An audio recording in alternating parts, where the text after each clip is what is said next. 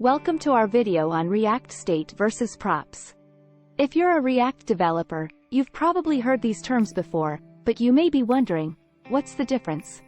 And when should you use one over the other? In this video, we'll explore the differences between React State and Props and provide some best practices for using them effectively. What are props? Props are short for properties, and they are used to pass data from a parent component to a child component. Props are immutable, which means they cannot be changed within the child component.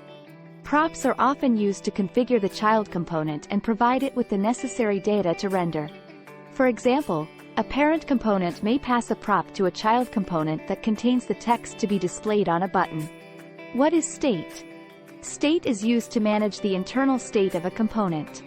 Unlike props, state is mutable and can be changed within the component. Whenever the state of a component changes, React re-renders the component and updates the user interface. State is often used to store user input or other data that can change over time. For example, a form component may use state to store the input values of the form fields. State versus props. So, when should you use state versus props? The general rule of thumb is that props should be used for configuring a component,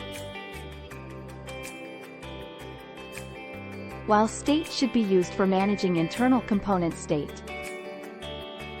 If a value is only needed to render the component, it should be passed in as a prop. If a value is needed to manage the component's internal state, it should be stored in state. Best practices. Here are some best practices for using state and props in React. Keep props and state as simple as possible. Try to avoid complex data structures, and instead, break them down into simpler pieces. Minimize the number of props and state variables.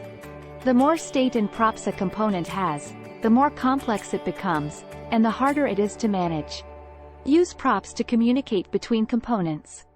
Try to avoid using state for communication, as it can lead to bugs and make the code harder to maintain. Avoid changing state directly. Instead, use the setState method to update state. Directly changing state can cause unexpected behavior and bugs. In conclusion, understanding the difference between React State and props is essential to developing efficient and maintainable React components.